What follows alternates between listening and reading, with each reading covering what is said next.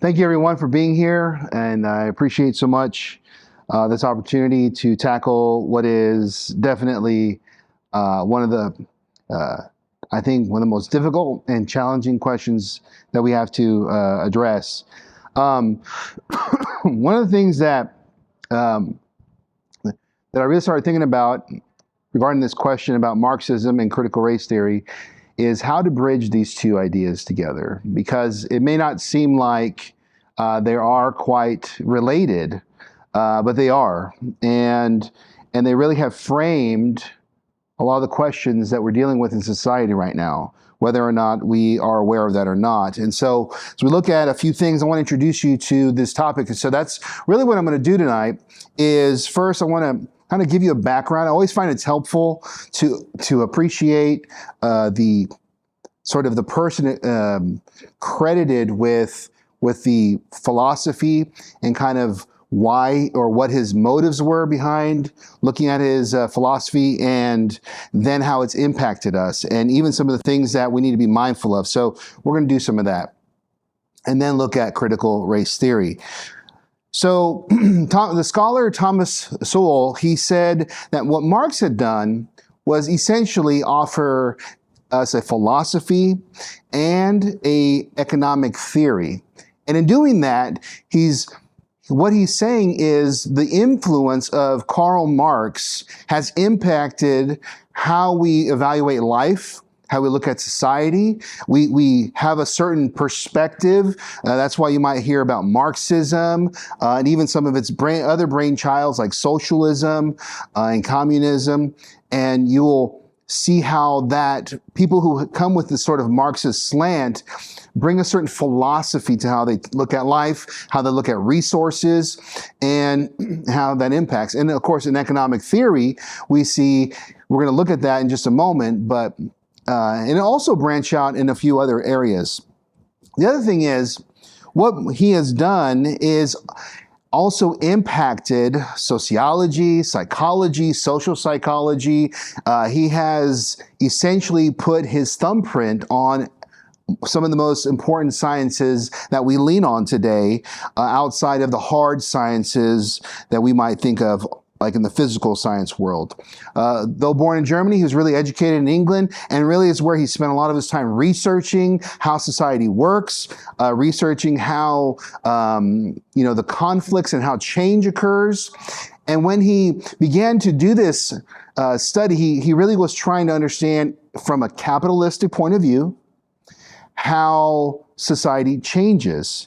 And what he learned was that there is this conflict, that social change seemingly only occurs with conflict. And when those who are at the bottom of the societal totem pole, like the workers, those who don't have a lot of wealth, in fact, they're the laborers, you might call them, he called them the proletariat. I call them, what a lot of people call them, the have-nots. But also, he saw at the top of the totem were the bourgeoisies, those that were the owners. They own the land, they own the material wealth, they own the factories. They're the wealthy. And so you get this, he saw this dichotomy between the wealthy and the laborers. And social change then only happened through social revolution. And usually among the younger people who had seen their parents grow up in poverty, their grandparents grow up in poverty, and now they have the energy sort of to take over or move forward and correct this. So as we look at the next slide, and this brings up the issue of social revolution. And essentially this would have been through conflict and real conflict. So there would have been physical takeover of property, physical takeover of wealth, physical takeover of bureaucratic positions. And so those that did not have become the new holders of society's wealth.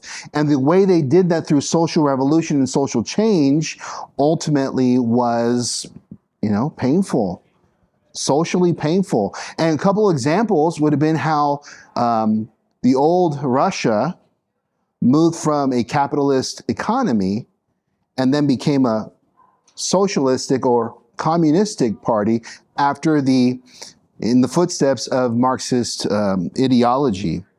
So now the proletariat become the owners, and what their goal is to then create, ideally, right, in the ideal, a sort of utopia, where now that we have collected the wealth, and now that we've taken out those in power, those who've owned everything, we can now share the wealth. We can now have equality. We can have equity.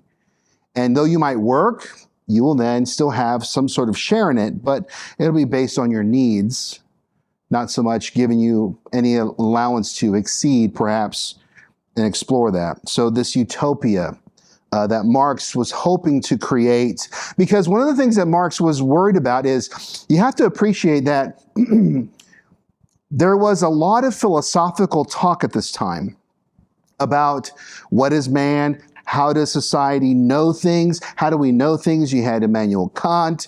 You had a series of others who were sort of developing sort of the early stages of sociology. And this is why Karl Marx comes in and becomes a major figurehead in the sociological realm, because he was not only concerned with how things worked in a capitalistic, early industrial age, when we're moving away from farmlands and going into production and manufacturing.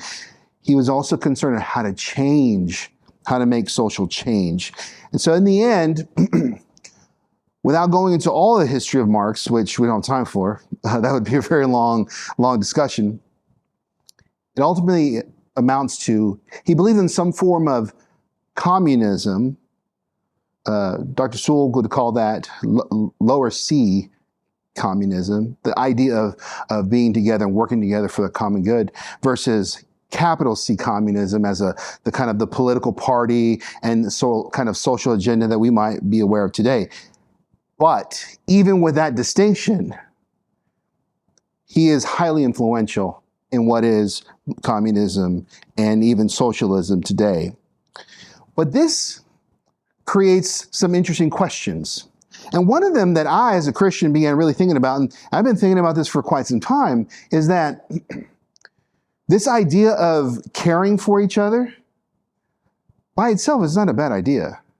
This idea of making sure that everyone has their needs and no one above is taking advantage of people of lower means and lower resources, on paper, it sounds really good.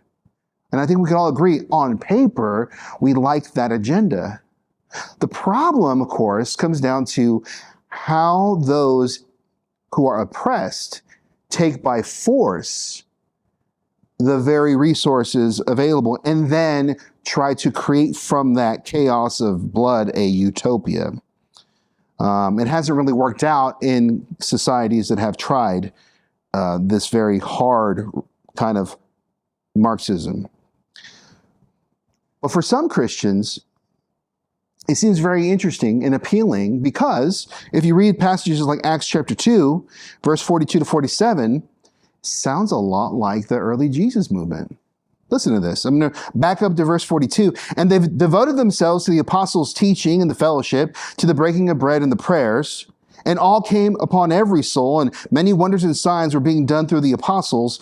And all who believed were together, had all things in common, and they were selling their possessions and belongings and distributing the proceeds to all as any had need.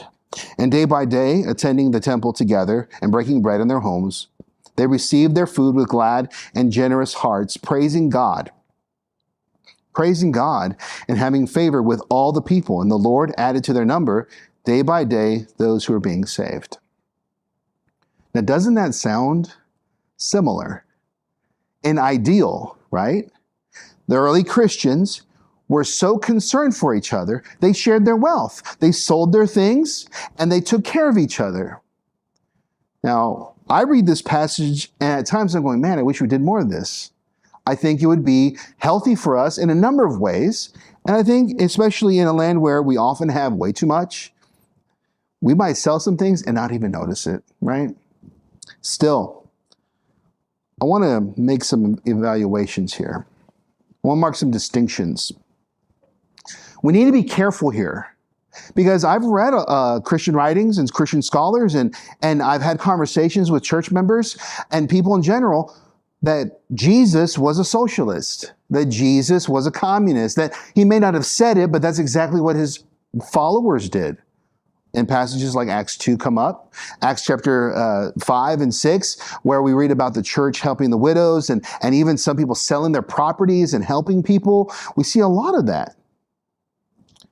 Seem to be, maybe that's what's going on. And maybe we're missing something because we're caught up in being American. Well, I always have to keep the option open, but as I evaluated, this is what I've come to realize. We need to be careful in applying modern ideas into ancient texts. And the reason why is that we fall into the danger of anachronisms. We fall in the danger of using ideas that are out of sequence with ancient times. We pour in modern ideas into the past, and that's really quite not fair. Because now we're doing a disservice to what this text is telling us about the ancient church. So that's one thing I'm concerned about by doing that. The second thing is we need to be mindful of not confusing community with communism. You might say, well, that seems like a distinction without really one, right? But no, it really is different. You can be a community without the ideals of everyone has to share equally into everything. So you got to remember, communism is about equal participation in the material resources of the community. But being community does not require an equal distribution of the material wealth of a people. There's a distinction that's very important. You could be community without having to give up your resources so that there's equity. I need to be careful with this. The other thing we need to be mindful of, we cannot confuse similarity with compatibility. Just because there's similar traits in systems doesn't mean they're all the same, not even built on the same values and ideas. Communism is built on a very different idea. Marxism is built on a very different notion. It's built on the distribution of wealth. It's built on the distribution of equity, social equality, by taking from the material wealth and doing it forcibly, and then structuring society based on that. This is a very different approach, a very different value in the New Testament church. The other thing is, we see in the New Testament a lot of instruction, and I've cited a few, of that it's important for Christians to have a work ethic, work honestly with their hands, and also do so that they themselves are not a burden to their community, the church.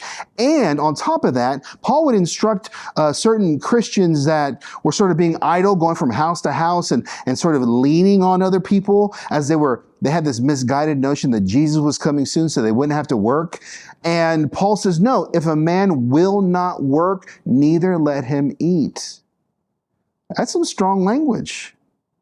And showing that there may be similarity of concern, but the value system attached to it make them very incompatible.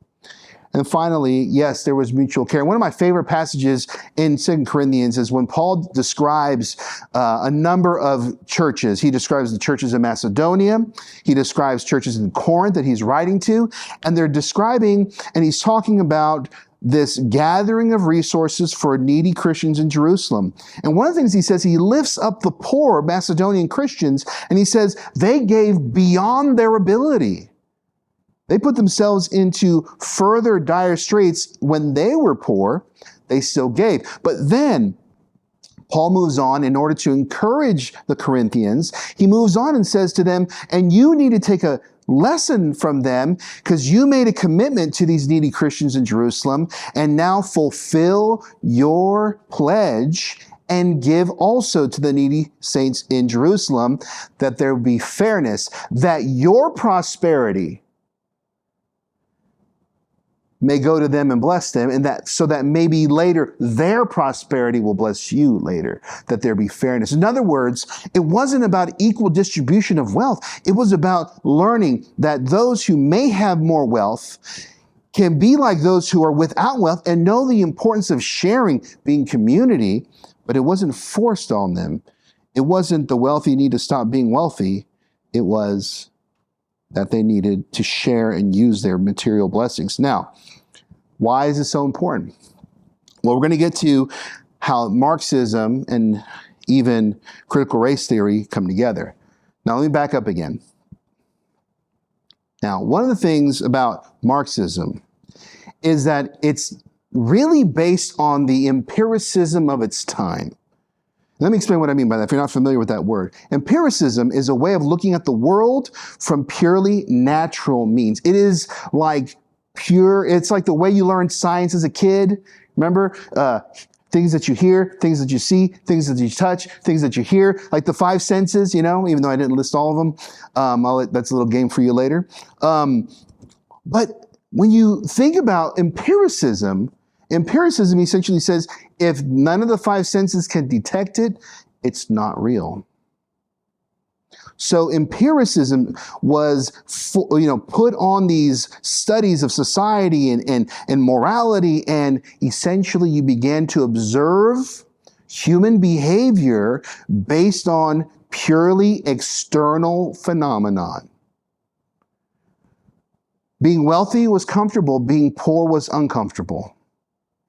As an example, being overworked was hard, and being, again, wealthy, guess what? You became more wealthy, and maybe it looked toxic.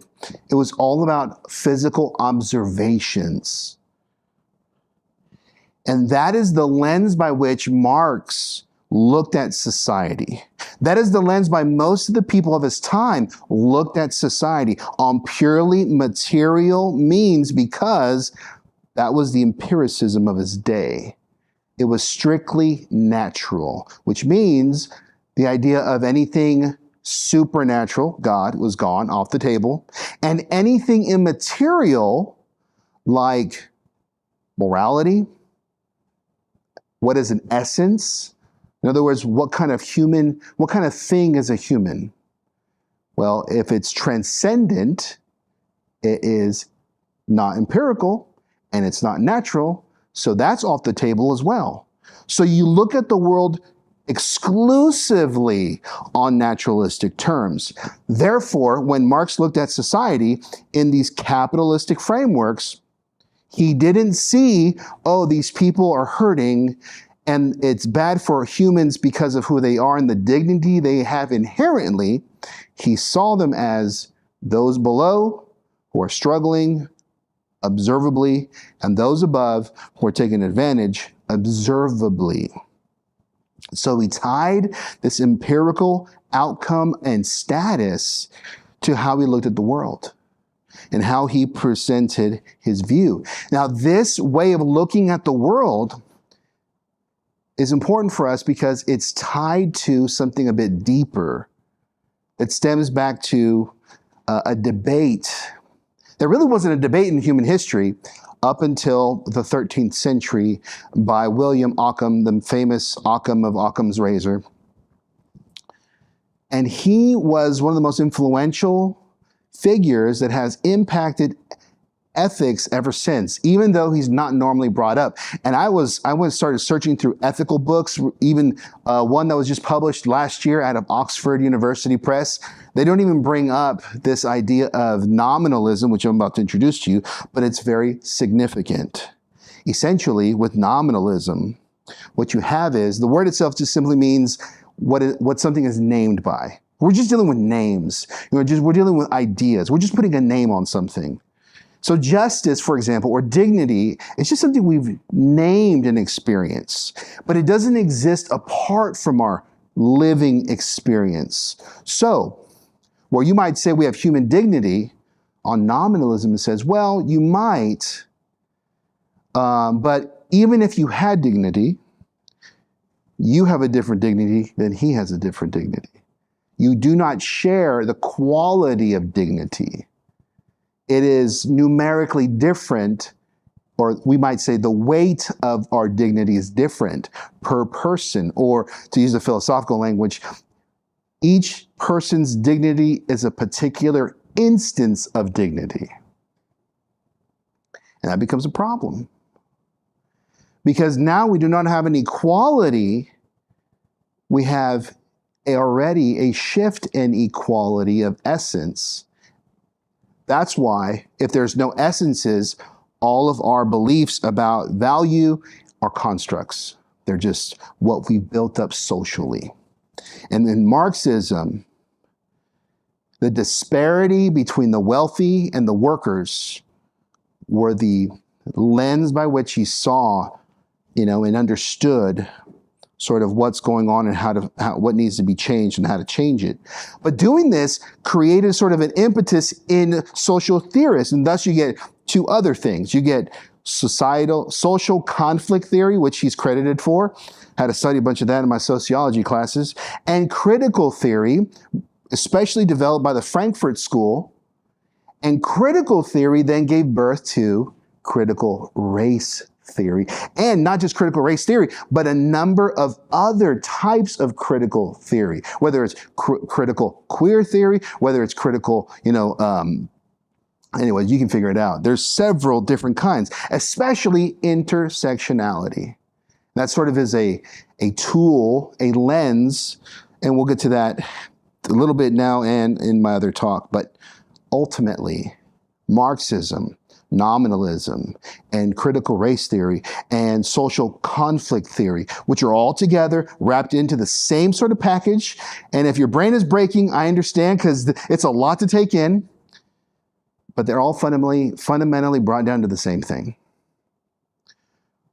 It is a framework at looking at society as a whole, not based on human essence and their quality that transcends just their physicalness, their value, their essence, their virtue, so to speak, is particular. And that's essential here, because that's exactly what critical race theory does. It makes everyone particular.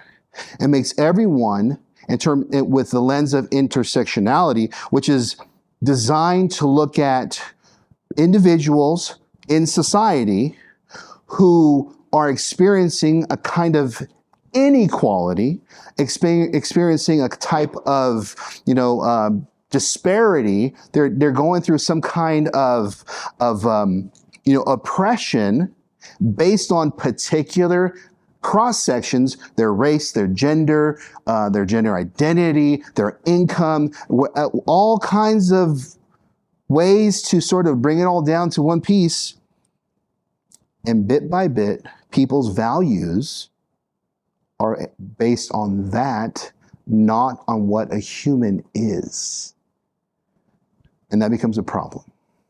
The fundamental problem about Marxism and critical race theory and the critical theory that it's based on is that it reduces people made in the image of God into their physical, social, and political kind of totem level, where they fit in society, whether they're rejected or not, whether they're part of the oppressive structure or not, and whether they're part of the oppressive structure or not, not because they're made in the image of God and they have inherent, transcendent, shareable human dignity. Their dignity is anchored elsewhere. And I think because of that, Christians should have a problem with critical race theory and Marxism, because it starts off in the wrong direction. It denies God, it denies transcendent nature, and emphasizes purely empiricism, naturalism, as to how to determine your value in society. Let me put it this way as we close, and I'll read this passage in Acts 17 as we close too. Martin Luther King's movement that he led, was based on a social structure of injustice against African Americans. I think we can all agree to that. But his ultimate reasoning was because these are human beings who have human dignity, and that human dignity is being denied. Today, the argument would be not that it's their human dignity, it's that they're African American, It's that they're part of an oppressive system. It's not about their inherent transcendent value. It's about their sociological position. And that takes you in two different directions. Acts 17, 24, 28 brings my point down. The God who made the world and everything in it, being Lord of heaven and earth, does not live in temples made by man, nor is he served by human hands as though he needed anything, since he himself gives to all mankind life and breath and everything. And he made from one man every nation of mankind to live on all the face of the earth, having determined allotted periods and the boundaries of their dwelling place, that they should seek God and perhaps feel their way toward him and find him. Yet, he is actually not far from each one of us, for in him we live and move and have our being. As some of your own poets have said, for we are indeed his offspring. As Christians, as believers in God, we're all made in his image, and that's where our value lies. Does rejection of critical race theory means that we should be blind to racism and oppression? No. But if we go that direction, we will be blinded by strictly empirical, naturalistic frameworks, which we're not designed to live by.